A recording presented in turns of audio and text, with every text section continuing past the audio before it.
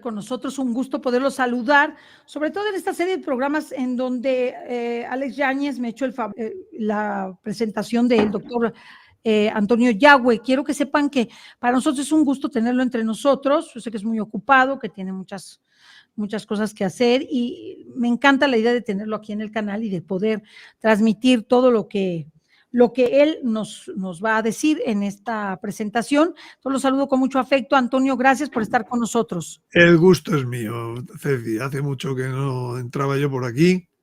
Sí, y ahora pues estoy encantado. No, y te tengo que ver en otros canales y tengo que ver lo que estás diciendo en otros canales para poder cachar lo que estás haciendo. Yo tengo que disculparlo porque yo soy el que no le... De hecho, un día lo dejé plantado. Ya me disculpé con él, se me fue. Vamos al tema que nos están esperando. Déjame dar un pequeño preámbulo. Por favor, interesa, por favor. Porque, bueno, primero gracias a la gente que nos acompaña y a ti, Antonio, como siempre, muchísimas gracias y a Dios que nos permite la oportunidad. Anoche que comentábamos de tu programa que te tendríamos, decía yo que ante las cosas que estamos viviendo y lo que se viene, pues que tenemos que estar muy atentos y tener capacidad de discernimiento. Pero el énfasis lo quiero poner en la formación que tú nos has transmitido y que tú nos compartes, porque creo que la única manera, bueno, estoy convencido que la única manera de enfrentar los tiempos que se vienen es cuando nos apeguemos al conocimiento de la Biblia y al conocimiento del magisterio de la Iglesia y la tradición. Entonces, por eso yo me permití, en sugerencia de Antonio, elegir este tema, racionalismo y ciencia, porque hoy la ciencia está tan manipulada que, bueno, ya sabemos el tema de la ideología de género, cómo se han inventado términos, y en la cuestión de ciencia, cómo con una pseudociencia quieren o van a querer avalar algunos fenómenos que ya estamos viviendo. Entonces, racionalismo y ciencia ante la verdad de la creación como una piedra de arranque para empezar a normar este criterio. Así que bienvenido, Antonio, muchísimas gracias. Pues si te parece, empezamos como siempre con una oración, ¿verdad? Por favor. Oh Reina mía, rosa mística de Guadalupe, rosa brillante que embellece el cielo como estrella de la mañana que anuncia la aurora de los nuevos tiempos. Madre corredentora, medianera y abogada, señora de todos los pueblos, dama blanca, reina de la paz y lirio blanco de la Trinidad Santa. Báñanos en tu río de luz admirable. Haznos espejo de tu corazón inmaculado y concédenos ser primicias del reino eucarístico de tu Hijo. Amén. Amén. Muy bien, pues voy a empezar hablando de tres ángeles que están en el Apocalipsis y que cuentan su propia predicación, capítulo 14, versículos creo que 7, 8 y 9 o por ahí, más o menos. Y entonces, pues cada uno va a decir una cosa. Y yo voy a comentar cómo están esas cosas en este momento en el mundo, ¿no?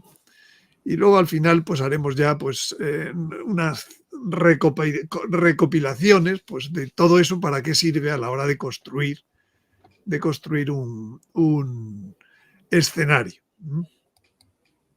Bien. Entonces, el Evangelio eterno, dicen esos ángeles. Y el primero dice: vi a otro ángel que volaba en lo alto del cielo, llevando un evangelio eterno para anunciarlo a los que habitan en la tierra y a toda nación, tribu, lengua y pueblo. Bueno, vamos a ver qué es el evangelio eterno que quiere anunciar. Y diciendo con voz fuerte decía: temed a Dios y dadle gloria, porque ha llegado la hora de su juicio. Bueno, pues ya estamos en esa zona, ¿no? Ha llegado la hora de su juicio. Adorad al que hizo el cielo y la tierra, el mar y las fuentes de las aguas. Bueno, pues eso quiere decir que el que hizo todo eso fue Dios, pero hoy la ciencia oficial predica un evangelio que oculta al Creador. Empezando por la NASA, que es el principal evangelista de la nueva religión del momento, y siguiendo pues por todas las universidades, por todos los colegios, másters, etc. Hoy en día las perfecciones invisibles de Dios, su eterno poder y su divinidad, aunque se han hecho visibles a la inteligencia a través de las cosas creadas, pues no quieren poner de manifiesto a Dios en todos esos lugares.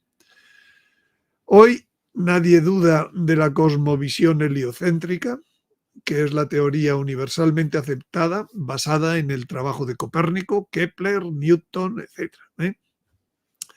Entonces, las leyes de Kepler, los axiomas de Newton, son los fundamentos aceptados para cualquier cálculo astronómico que por sus resultados exactos se consideran una verdad indiscutible. Entonces, la mecánica celeste está así sólidamente establecida y quien lo dude que el centro del sistema solar no es el Sol, pues no es aceptado por los astrónomos.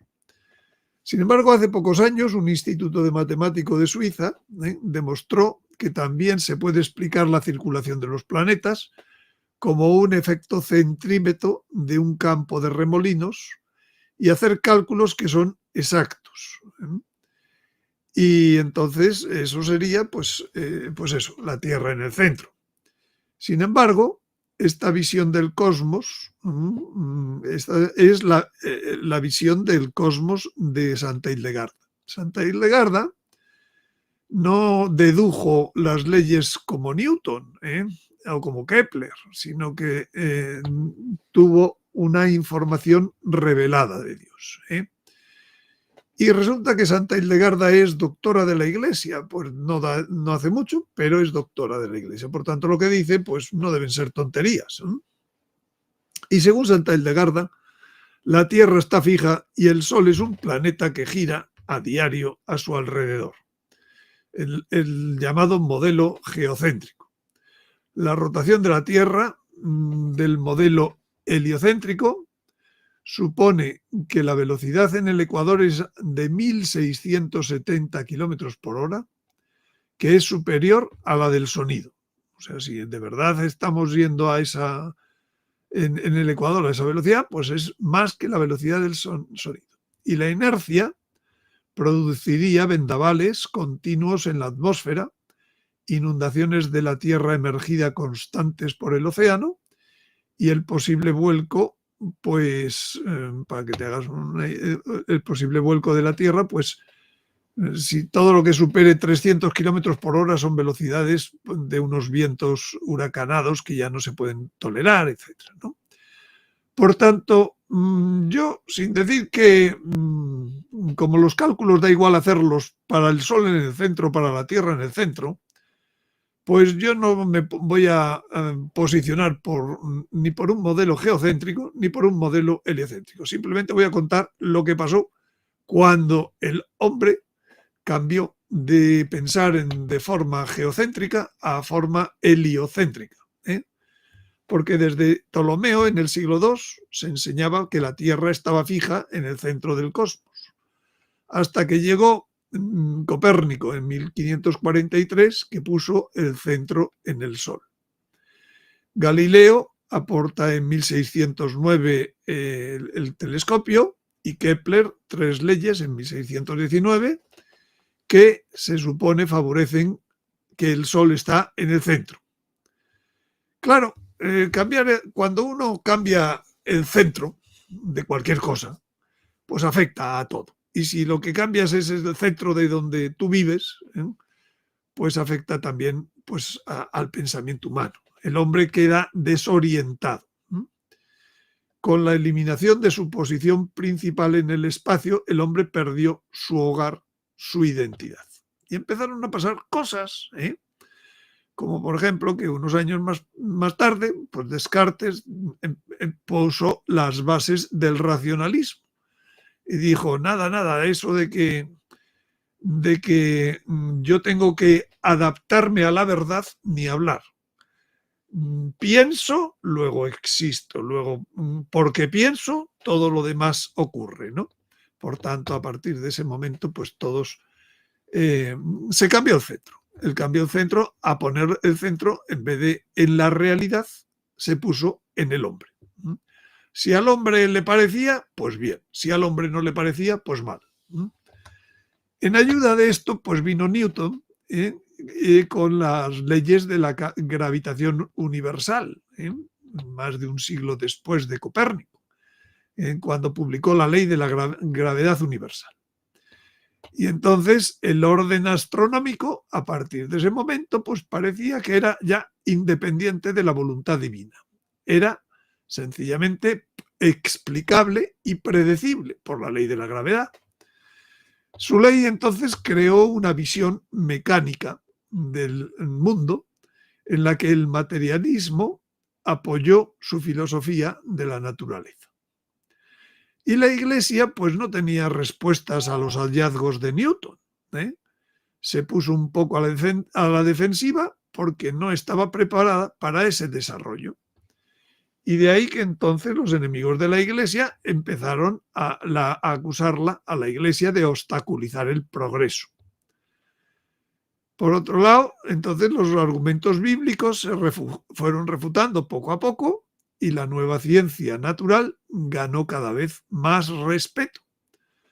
La sed de investigación y descubrimientos se empezó a despegar. Y entonces la ciencia parecía saber más que la teología. El conocimiento empezó a reemplazar a la fe y el descubrimiento de la ley de la gravedad se celebró como un gran éxito contra los opresores de la fe. La nueva palabra de moda era la causalidad. El principio causa-efecto era prueba de que Dios no movía los planetas.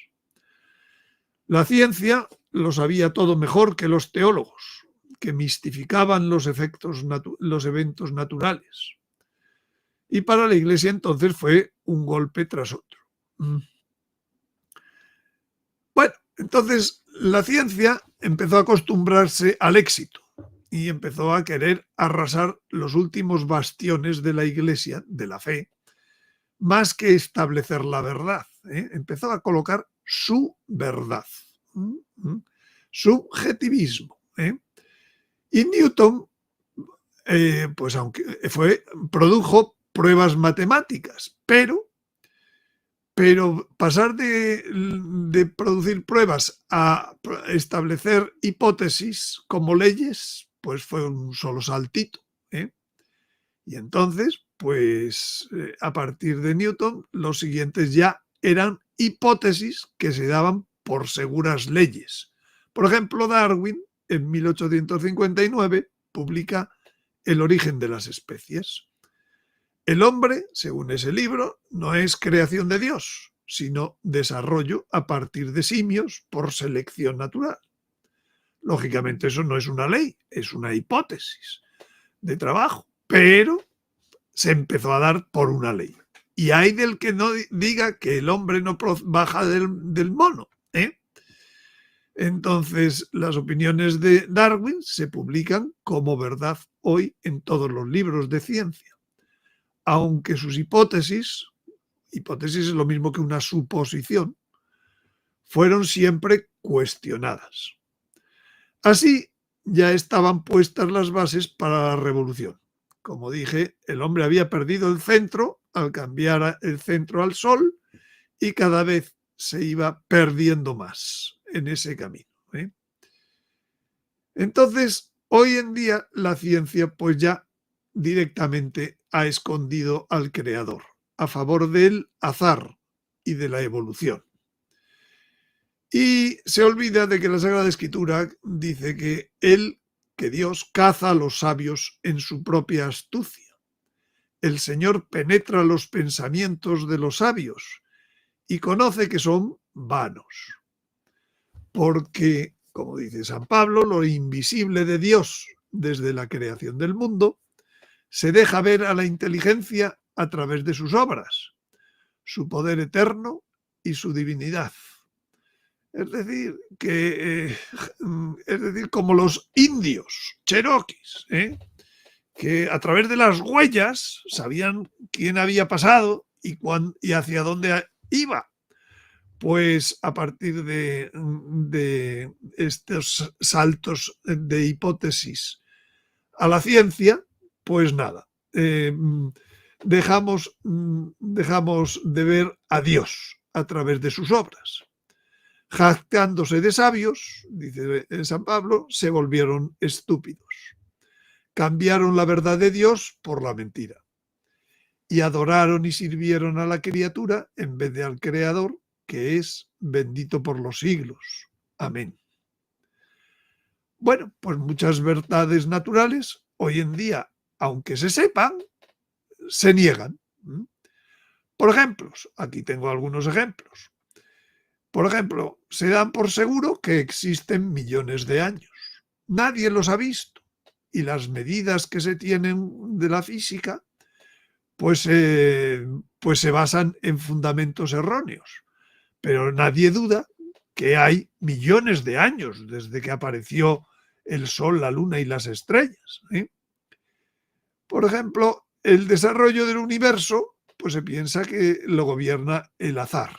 Es decir, nadie y tampoco nadie explica cómo surge el azar para dar el orden que vemos.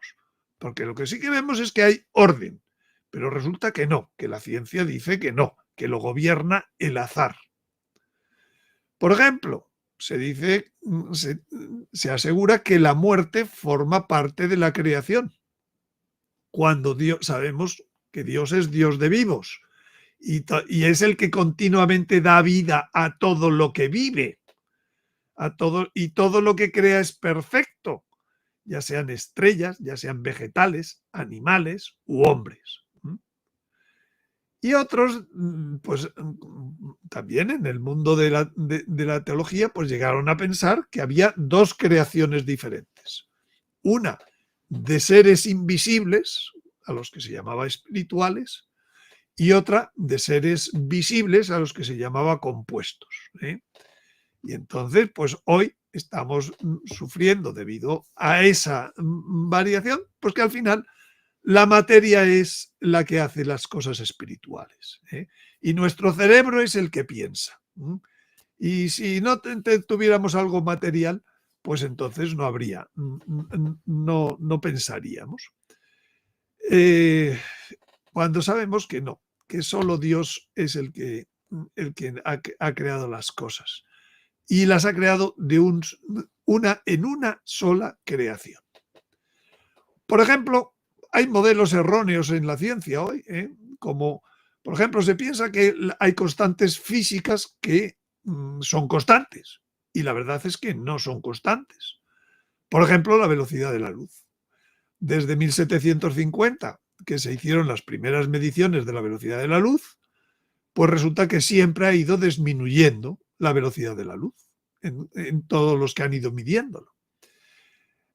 Por ejemplo, la masa se da como segura como una propiedad de la materia, lo cual en este momento pues ya no encaja con las observaciones de lo que vemos en los satélites observatorios del Sol.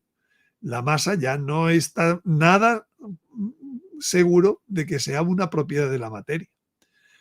O, por ejemplo, el tiempo de los procesos atómicos, pues nos parece perfectísimo, cuando nadie ha podido medir con procesos atómicos el tiempo más allá de 50 años, 60 años.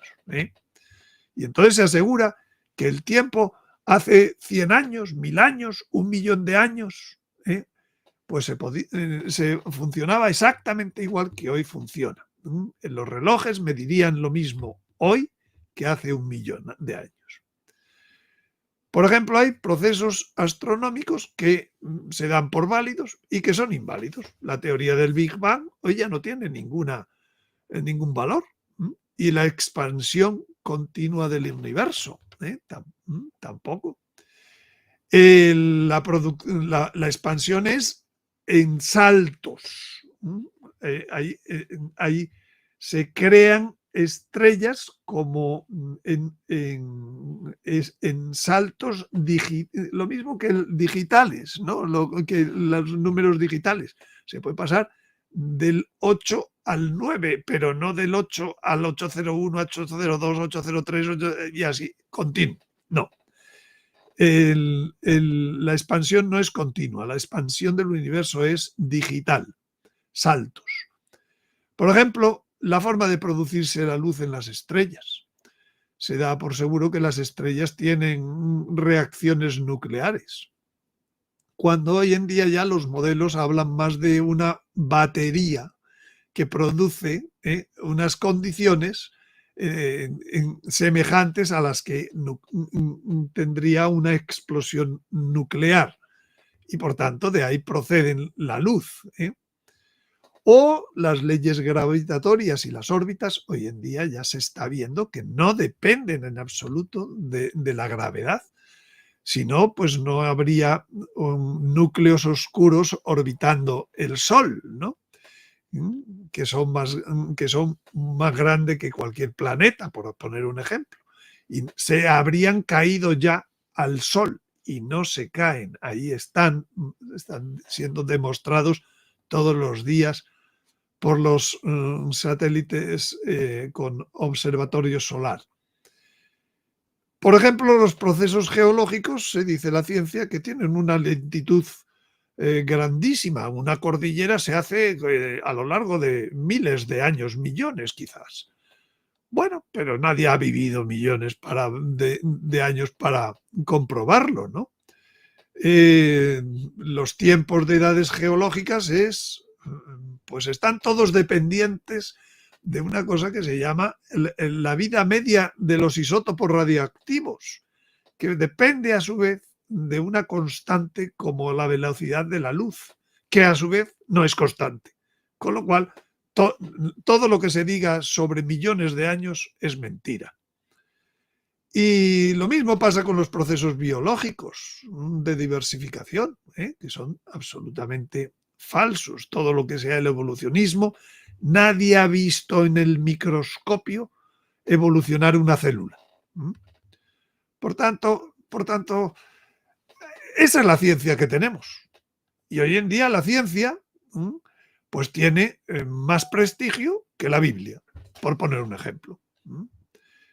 Entonces, ¿qué es la creación? La creación es una obra maravillosa de Dios, por la que hizo finitas y análogas sus ilimitadas perfecciones.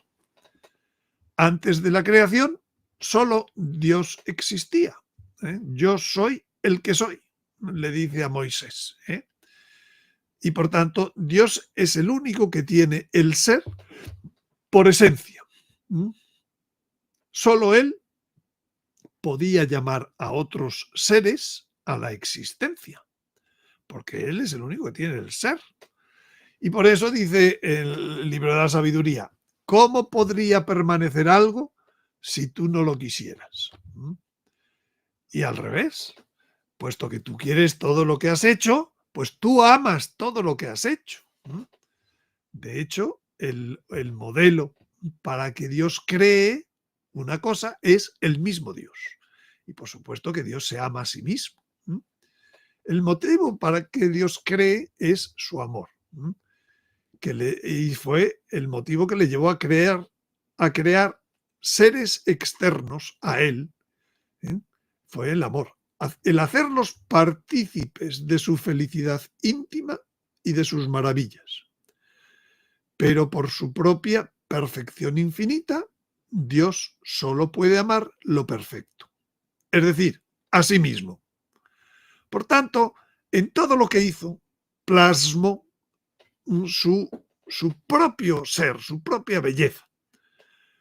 Por ello, para poder amar a sus criaturas, tenía que verse él mismo reflejado en los seres que iba a crear. Y por eso vuelve a decir el libro de la sabiduría: amas a todos los seres y no odias nada de lo que hiciste. Porque si odiaras algo, no lo hubieras dispuesto, no lo habrías hecho. Elemental, querido Watson, ¿eh? Entonces, el modelo para crear es Dios mismo. Dios no tenía otro modelo para crear cosas que sí mismo, para construir la creación. Así pues, hizo las cosas perfectas, sin errores, sin defectos y, por tanto, sin muerte. En consecuencia, la creación es reflejo de Dios mismo y por ello la creación es la primera revelación de Dios sobre Él mismo. Las perfecciones invisibles de Dios, su eterno poder y su divinidad, se han hecho visibles a la inteligencia a través de las cosas creadas. Bueno, pues esto que dice San Pablo, hoy en día los científicos dicen que no. La ciencia dice que no, que ellos saben más, que es el azar el que ha creado las cosas. Bueno, entonces, él en la creación, pues refleja la Trinidad y la unidad que él tiene por sí mismo, ¿no? Además de ser uno por esencia, es trino en personas.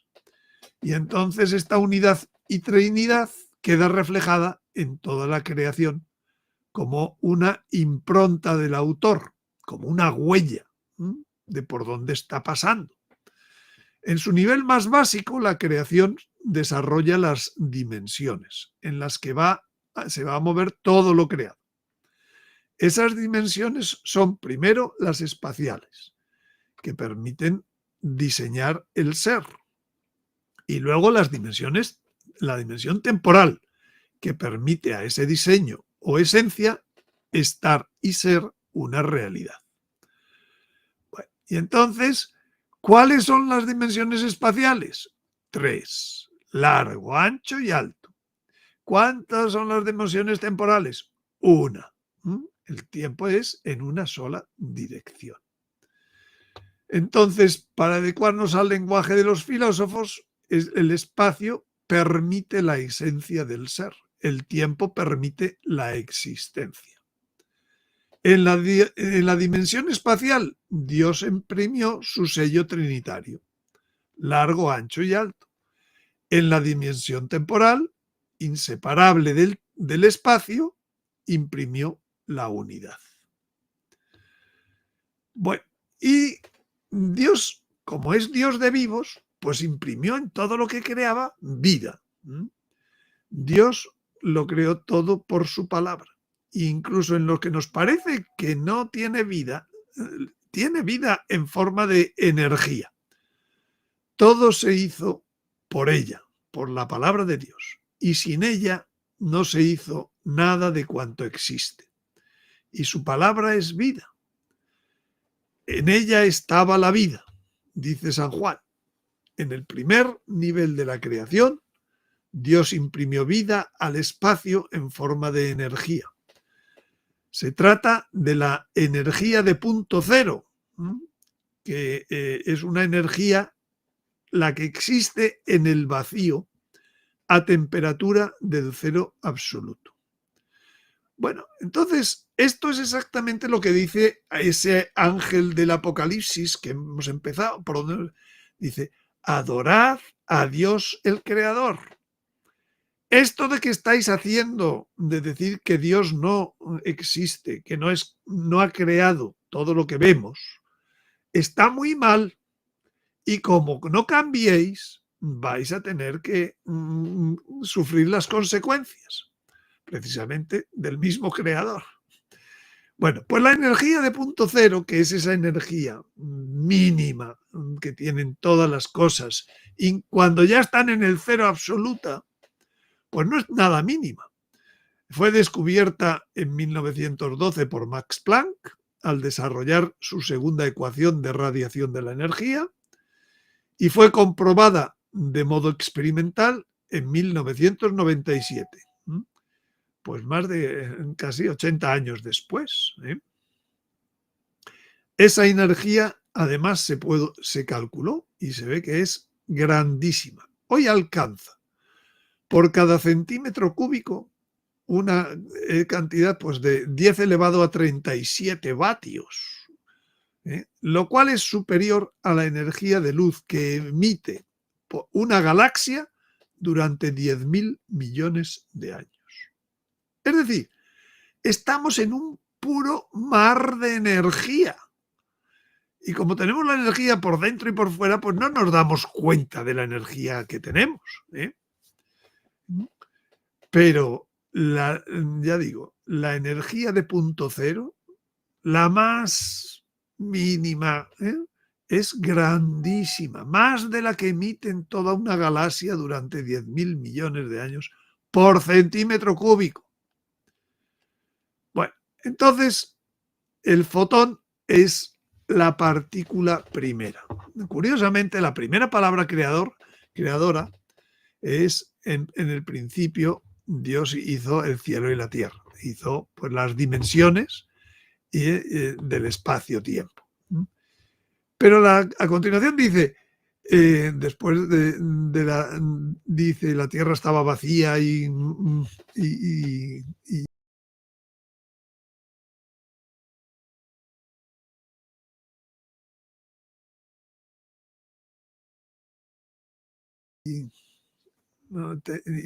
el espíritu se movía por la faz de la tierra, dice, hágase la luz. Entonces, hoy sabemos que el fotón es la partícula primera. El modelo propuesto es que el fotón es la partícula primera portadora de energía en forma de luz, sin carga ni masa. Cuando el fotón pasa por campos energéticos adecuados, se descompone en dos partículas, con carga, masa y energía lumínica, aunque esta es menor que la energía lumínica que tiene que la del fotón inicial. El protón es la carga positiva y tiene la masa más importante. El electrón tiene la carga negativa y tiene pequeña masa. Todo eso está dentro del fotón. A su vez, estas dos partículas materiales, protón y electrón, son susceptibles de convertirse de nuevo en energía lumínica. De acuerdo con la ecuación de Einstein, energía igual a masa por la velocidad de la luz al cuadrado. Así expresado, el fotón es la protopartícula de la que depende toda la creación material. No hay materia que no haya pasado siendo antes luz, y la luz es una forma de energía. Se puede decir que la materia está dentro de la luz y viceversa. Por eso dan tanta luz las estrellas y por eso da todo. Bueno, si sabemos qué luz está dando, sabemos qué materia hay detrás. Eso se llama análisis espectral. Bueno, pues ese trío fotón, protón, electrón es la herramienta divina de la creación. Ese trío es a la vez partícula almacén de energía y onda en movimiento, transportadora y emisora de energía. Este trío es la herramienta divina que lleva la energía simple inicial, esa energía de punto cero, hacia la diversificación de los seres creados y a la vida. Por tanto, de la energía de punto cero, la energía inicial base, que es grandísima, se pasa a la luz, y de la luz se puede pasar a la materia o de la materia a la luz. La capacidad de intercambiarse entre energía y materia a través de este trío muestra de nuevo el sello de la unicidad y trinidad del Creador. Energía, la luz, el protón y el electrón. 3 en 1. El trío que así creado asienta la unidad inseparable del espacio-tiempo en las dimensiones creadas y configura materialmente el modo de ser y estar de los seres como dualidad de esencia y existencia, o como dicen los filósofos, de potencia y acto. Entonces, la energía de punto cero es madre de la luz y esta madre de la materia. La relación entre energía lumínica y energía de punto cero existe.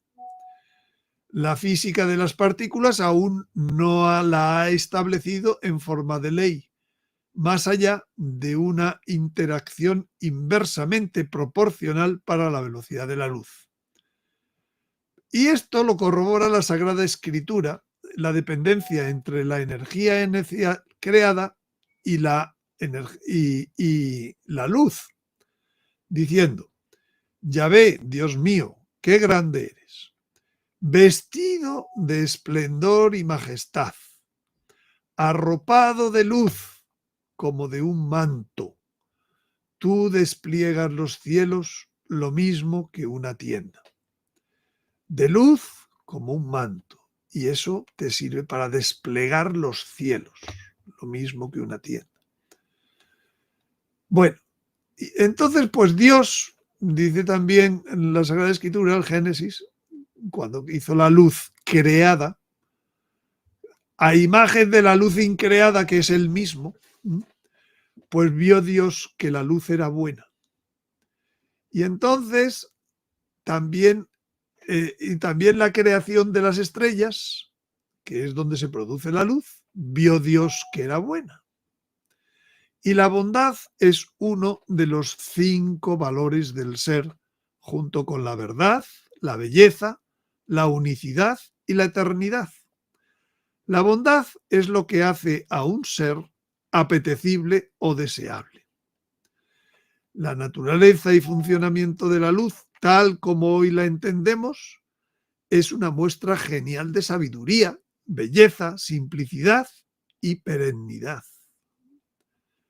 Asombra a cualquier inteligencia y especialmente a la inteligencia de los científicos. Lo que es absurdo es que detrás de eso no vean a Dios. Entonces, Dios es luz y la luz es buena para Dios y para darse a conocer él mismo, la luz creada. Dios es luz, dice San Juan, y no hay en él tinieblas de ninguna clase.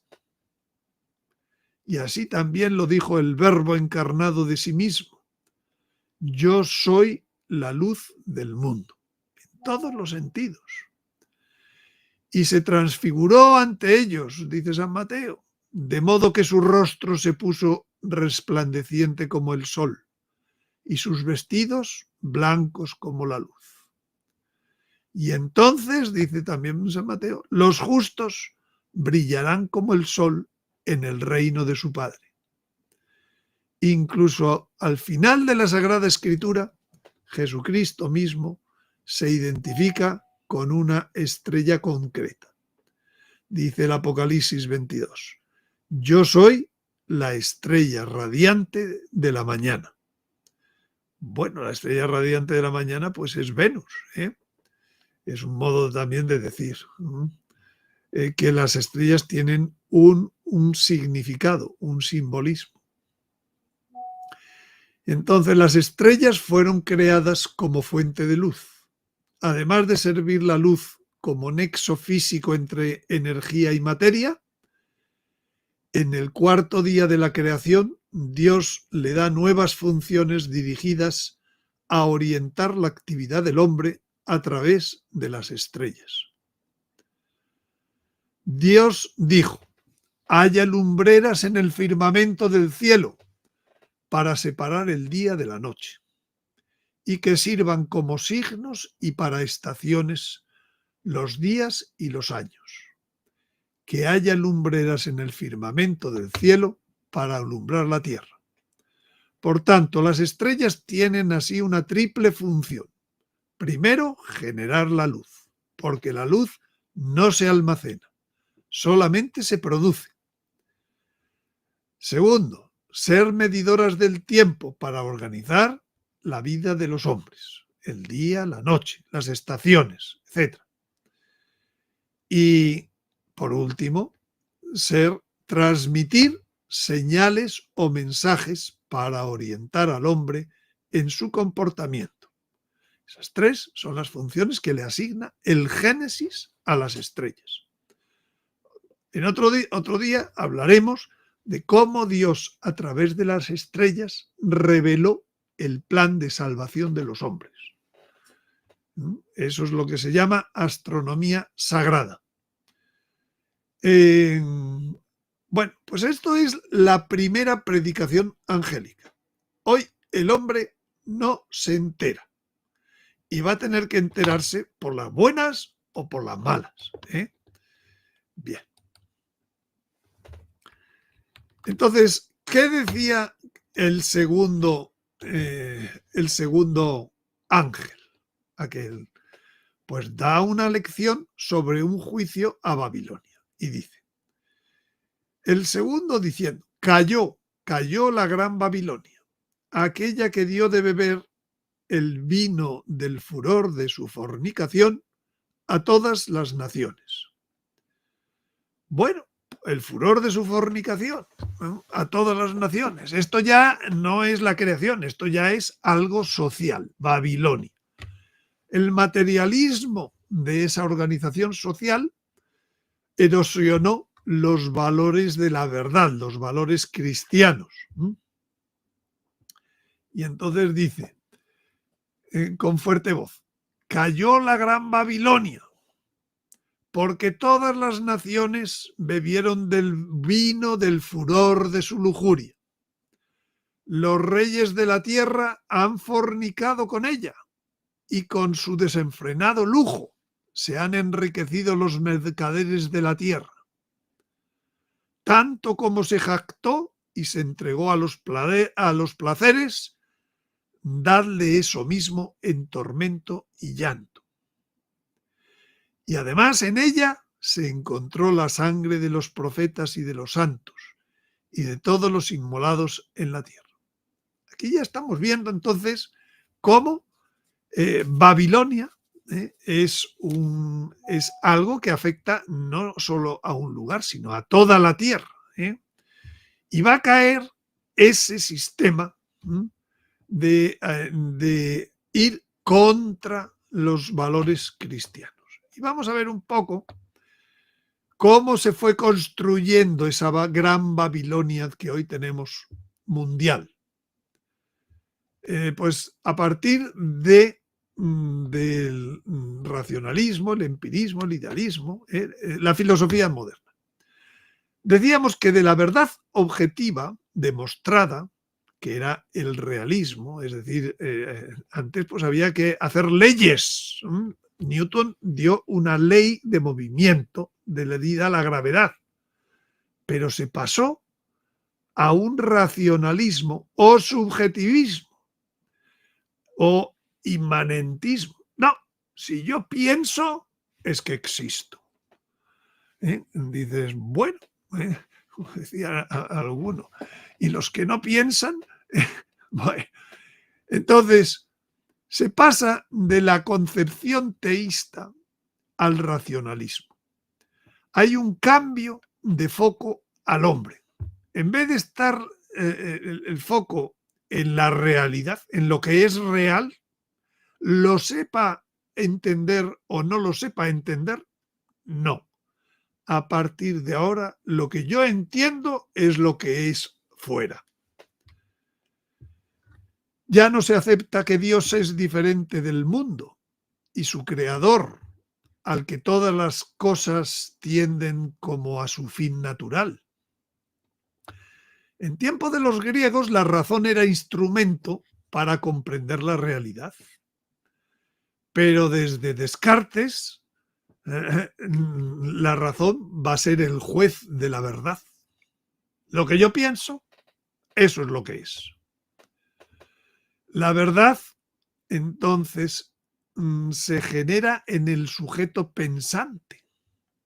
Es el famoso aforismo: pienso, luego existo. La verdad no está fuera de mí y yo la alcanzo a partir de ahora dentro de mí mismo. Entonces, ese racionalismo no acepta a Dios y así convierte al universo en el ser necesario, no en algo que puede ser o no ser contingente. La verdad entonces deja de ser la adecuación del intelecto a la cosa y pasa a ser evidencia o propiedad de la idea o concepto. Entonces ya en el liberalismo la verdad se genera por la opinión.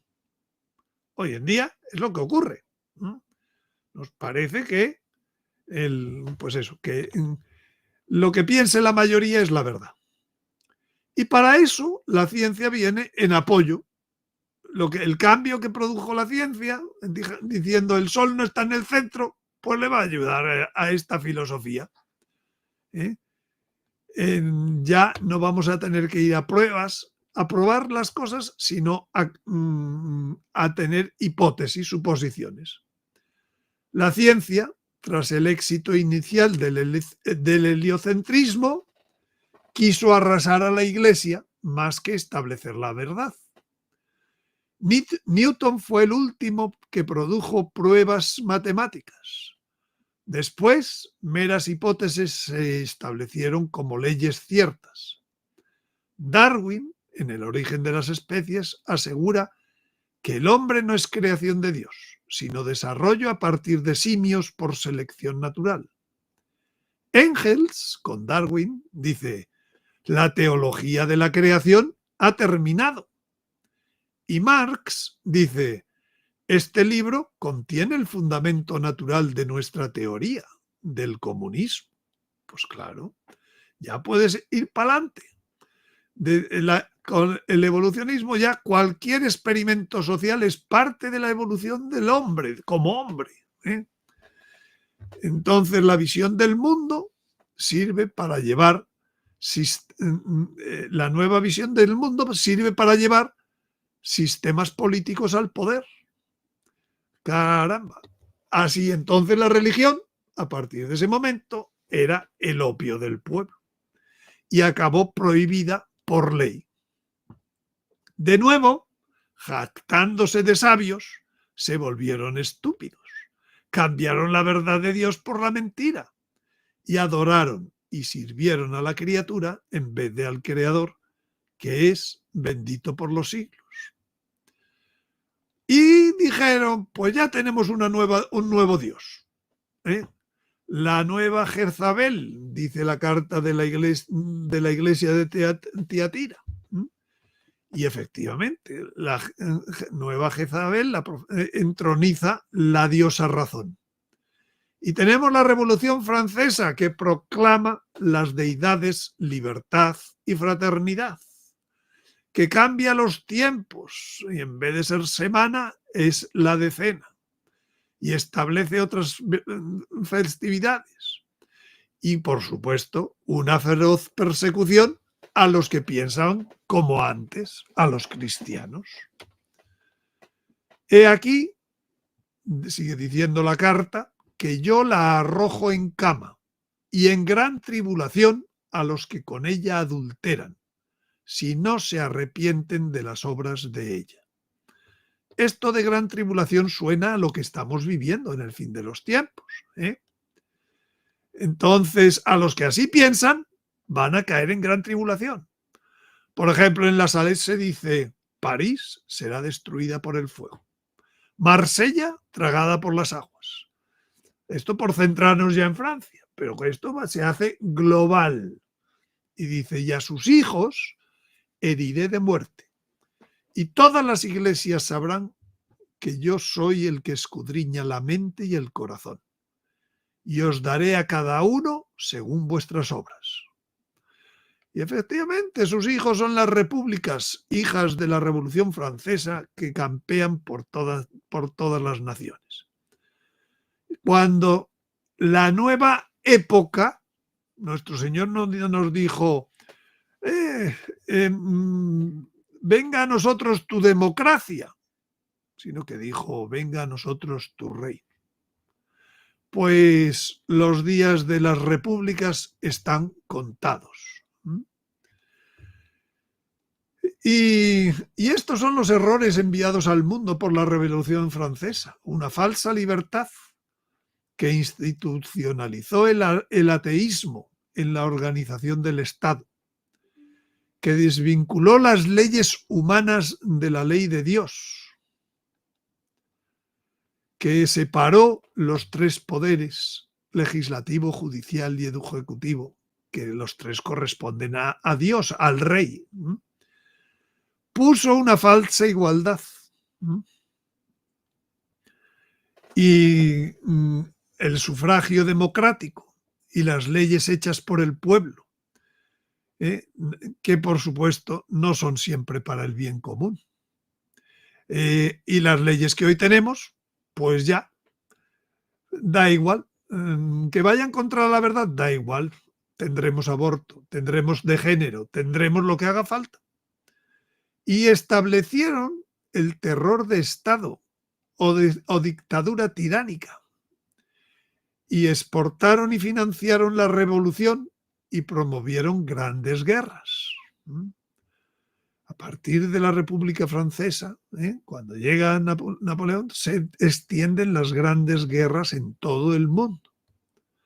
Y por último, el error, una falsa fraternidad. Al primero que matan es al hermano rey. Asesinato del monarca y persecución de la monarquía. Persecución a la Iglesia Católica. Y en la Revolución Francesa, la primera ley del divorcio. Pero no solo eso, sino que detrás viene otra revolución peor, la de los errores de Rusia.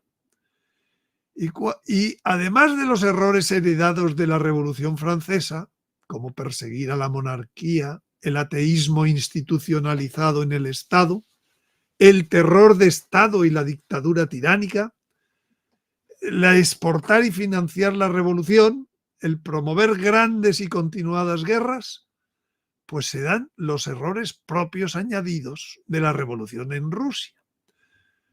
El primero, la primera ley del aborto, ya no del divorcio, del aborto, que aún continúa. La utopía socialista como finalidad de la lucha de clases. El comunismo como desaparición de la propiedad privada. La carrera de armamentos y el militarismo gubernamental. Y además los errores derivados de la Revolución Rusa, lo que hoy llamaríamos eurocomunismo o globalismo, lo que luego se fue la Revolución Cultural China, lo que ha sido la teología de la liberación y la extensión de la lucha de clases a lo que hoy se llama la ideología de género, el feminismo, etc. A las personas. Todos estos son los errores que configuran la tierra hoy, la Babilonia. Y entonces, se me olvidaba, la promotores de la eutanasia y de los trans. Bueno, y entonces, con estas ideas, pues surgieron 4 reinos bestia como resultado de esas revoluciones, de ese modo de pensar separado de Dios, según lo que mi pensamiento le parece. Y entonces en Daniel surgen 4 reinos bestia en los últimos tiempos, cuando va a caer la gran Babilonia, en el fin de los tiempos. El primero lo asemeja a un león con alas de águila. El segundo a un oso sanguinario y hambriento. El tercero a un leopardo de 4 cabezas. Y una cuarta bestia, diferente a las 3 primeras.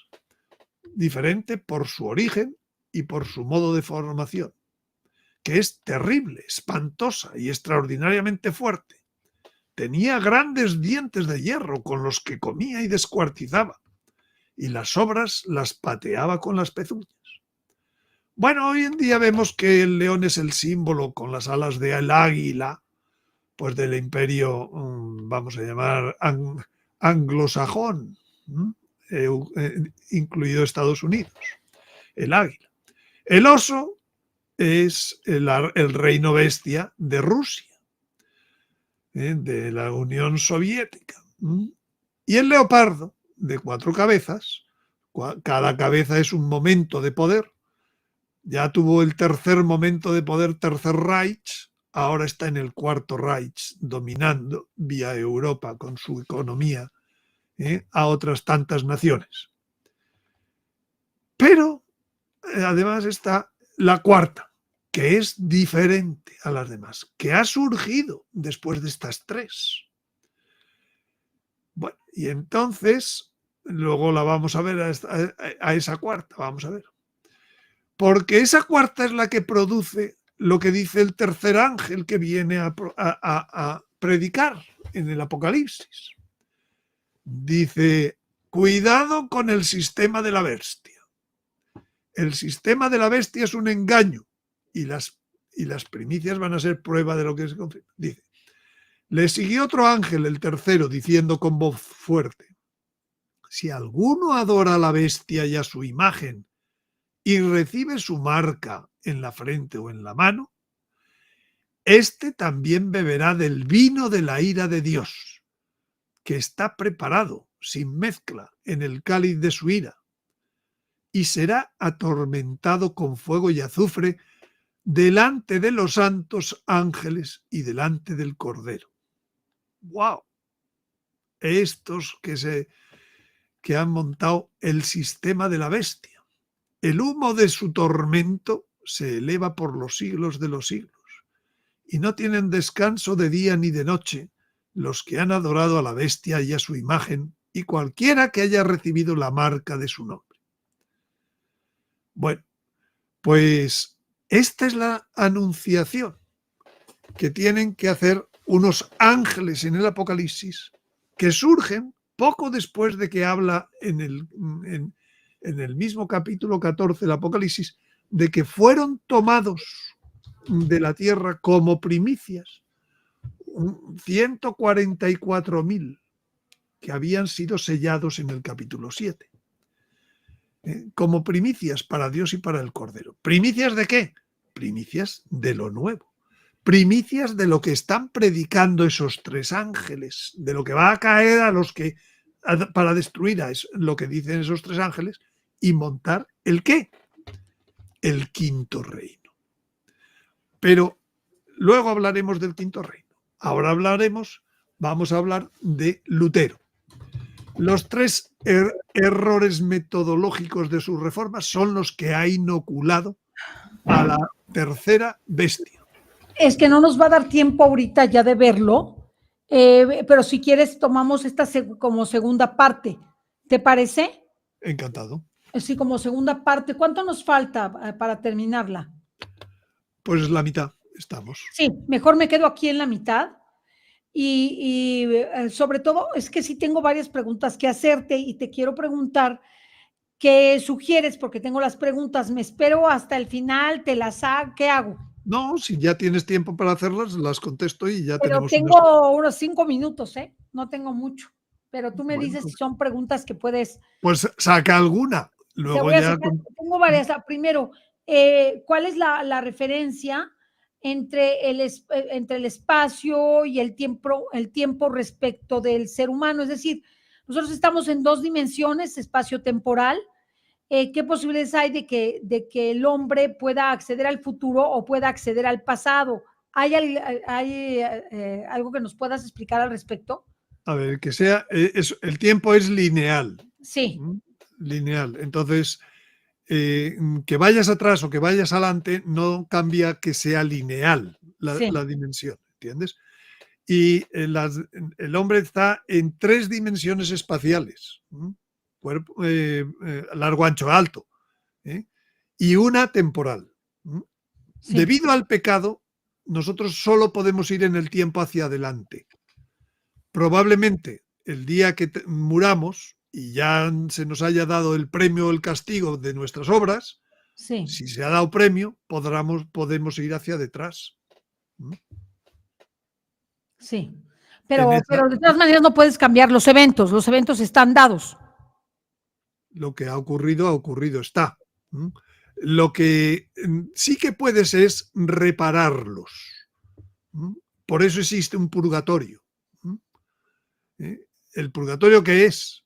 Pues poner amor donde no puse amor. Ahora, entonces, puedes decir hacia el futuro y ese sí podrías cambiarlo. El pasado está terminado, o sea, no hay nada que hacer con el pasado. Vuelvo a decir, está reparado, puedes Repararlo, repararlo. lo puedes reparar, pero no lo puedes cambiar. Bueno, si eso no es cambiar, pues no sé Bueno, qué para será mí sí cambiar. sería una forma de cambiar, claro, es una forma Claro de que es cambiar. cambiar. Claro que es cambiar, porque es reparar, es Es rehacerlo, reparar. ¿no? Es rehacerlo, de acuerdo con la divina voluntad, tú puedes rehacer el pasado, lo puedes rehacer, se supone. Efectivamente. Claro. Entonces, otra cosa que te quería yo preguntar, y ya Alex, si quiere preguntar alguna cosa más sobre la luz. Te quería yo preguntar si, de acuerdo al credo, nosotros, Jesucristo es Dios de Dios y luz de luz. ¿Nosotros somos luz también? A ver, la materia es una forma de luz. Es decir, te vuelvo a decir, dentro de la luz está la materia, está el protón y el electrón, dentro del fotón. Por Sí. tanto, nosotros no somos más que una diversificación energética a partir de los fotones. Esa diversificación energética permite hasta llevar la vida. No solo permite hacer minerales, no solo permite hacer árboles, también animales y también hombres. De hecho, ¿qué es una bomba atómica cuando explota? Pues liberar la energía que tiene la materia en forma de una gran luz, Si una quitas tu gran micrófono, calor. Alex, por favor, tu micrófono, sí, perdón. Sí, Es que, pues eso Alex, es. se oye el ruido de tu casa. Sí, gracias. Sí, perdón.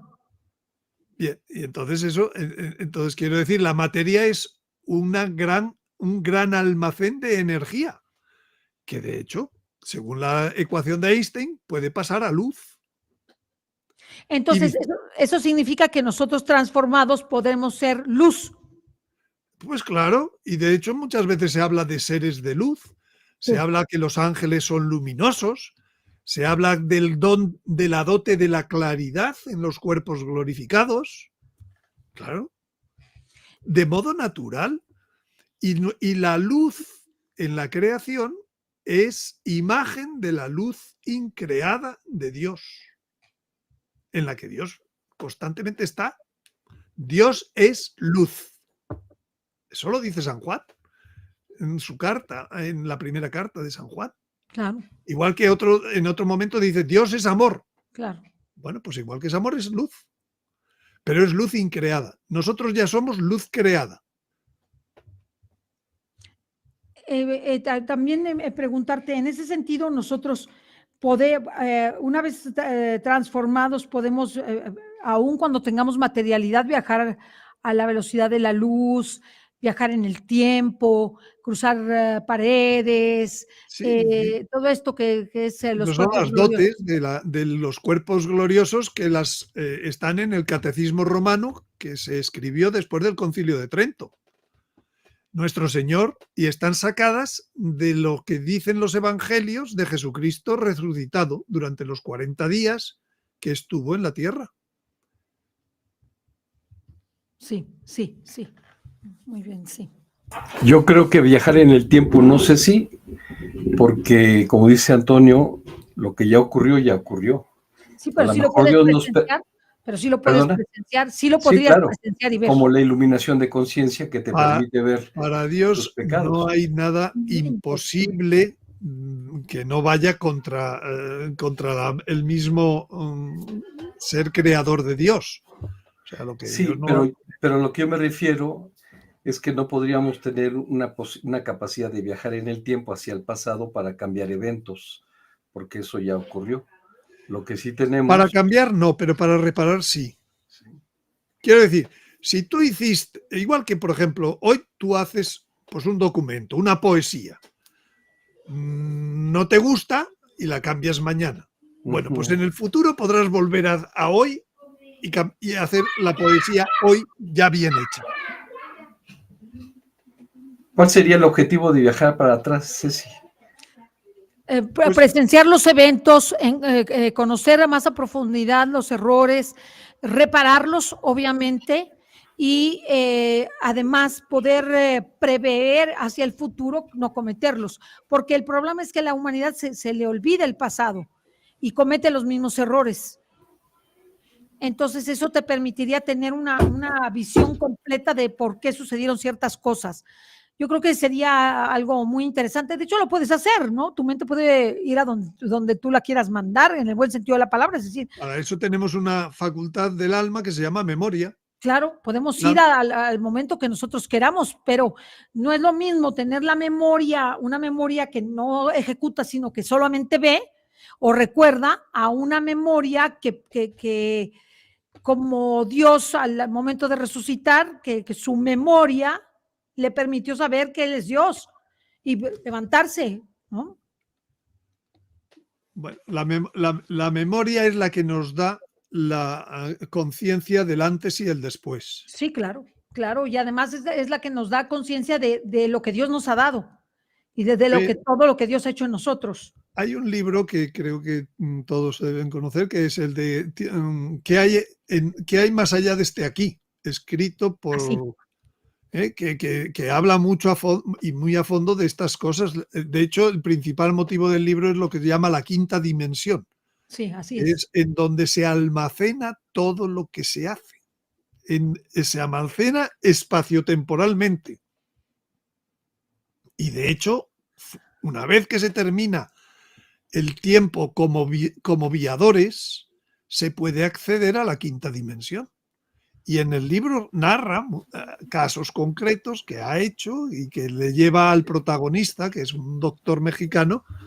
El libro se escribió en el año 76 por un hombre con capacidad científica. Se puede descargar gratuitamente en internet. Pongan su título, Tierna Amada es la protagonista. A veces se conoce el libro como Tierna Amada y a veces pues por el título, que es ¿qué hay más allá de este aquí?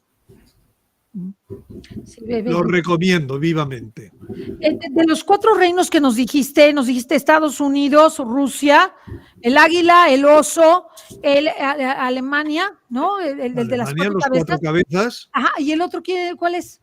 Pues es un reino diferente. ¿Por qué es diferente? Lo voy a decir en la siguiente charla, en la segunda parte, que se forma por acuerdos, por cesión de propia autoridad para poner en común lo que hoy en día entendemos sociedades internacionales.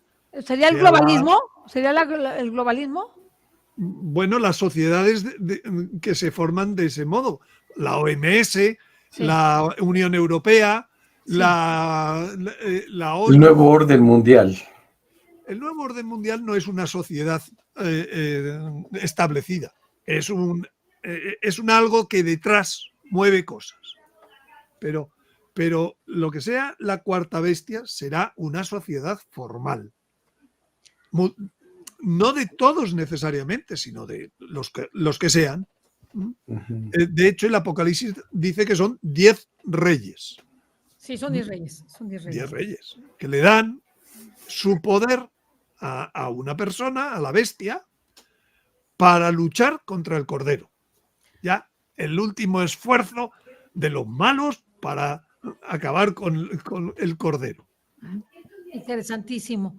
Yo creo que podemos ver la segunda parte de la siguiente charla. Es que desgraciadamente tenemos ahorita una entrevista que yo ya había agendado.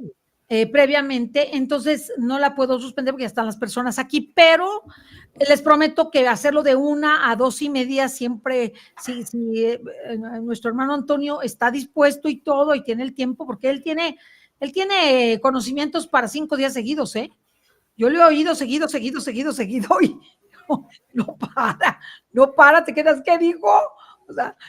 O sea que vamos a dejarlo de momento entonces en la cuarta bestia y todo a lo que nos lleva a eso, de acuerdo con lo que el ángel, los 3 ángeles del capítulo 14 del Apocalipsis están predicando.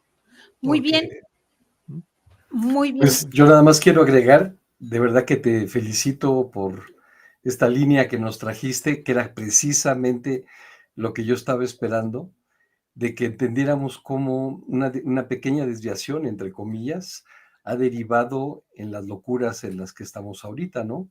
Dices tú, Descartes, pienso, luego existo, y en ese momento transferimos pues lo que estamos viviendo ahorita, porque me percibo chango, soy chango, o porque me percibo perro, soy perro. De Descartes surgen las repúblicas, y hoy en día todo es república. Menos la iglesia, si me apuras. No, la iglesia es jerárquica, pero la quieren hacer república. Ah, la quieren. La quieren hacer república. De hecho, ya hicieron república, yo creo que hasta la monarquía inglesa. Sí, claro, la monarquía de monarquías ya le hicieron república. ¿Ya vieron? O sea, sí. Y recordarle a nuestra audiencia esta palabra del materialismo, que tenemos diferentes ramas, pero es esta corriente filosófica que solamente le da peso a la materia, aquello que se ve, que se toca y que tienes ahí, entre comillas, evidente. Y en ese momento que entra el materialismo, descartamos todo el mundo espiritual. Es el primer paso que damos para despojar al hombre de la presencia de Dios en su vida. Entonces, de verdad, Antonio, te agradezco mucho. Y con el favor de Dios, si no hay algo más que decir, nos veríamos. No, Alex, nada más que nos dé sus redes y lo de sus libros. A ver, por favor, tus redes, tus libros, todo eso que nos puedas decir para que las personas que nos ven y nos escuchan puedan acudir a ellas. Pues yo creo que lo mejor es que lo pongáis luego en el primer comentario y en los comentarios. Pero menciónalos, ¿cómo se llama tu canal? Yo aquí puse la liga. A ver, por ahí. Ahí está en el chat. @escatología 333. Sí, este es mi canal de YouTube. Muy bien. Este es un punto de contacto y ahí os encontraréis más puntos de contacto a partir de ahí. Sí. Perdóname, tienes un canal en Vimeo, ¿verdad? De suscripción en Vimeo. Tengo una tienda online que también se puede, a partir de este canal, pues podemos llegar, o sea, sin problemas. ¿Cómo estás en Vimeo? ¿Cómo te llamas en Vimeo? Me llamo Hipótesis, en Vimeo. En Vimeo, pues es importante porque digo, yo puedo buscar a Antonio Yagüe y nunca te voy a encontrar. No, bueno, no es difícil. On Demand Hipótesis, los servicios de suscripción se llaman en Vimeo On Demand. On Demand. ¿Y lo de tu libro, dónde pueden conseguir tus libros? Pues mis libros los pueden conseguir en una tienda que se llama PayHip, con P, como de pago, PayHip, con H, ip.com/escatología.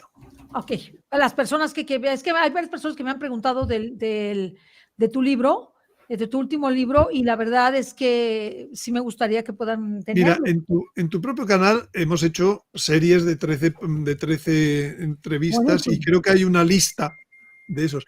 En todos esos programas, como llegamos hasta el final, pues dimos todas las informaciones de la tienda online, del canal de suscripción y del canal YouTube. Muy bien. De todas maneras, en el siguiente programa lo preparamos con calma, lo ponemos en cintillo para que lo puedan seguir. Y que lo vean siempre, el que quiera le dé pantallazo y te pueda contactar. Es que a mí me interesa mucho porque él nos hace el favor de estar con nosotros.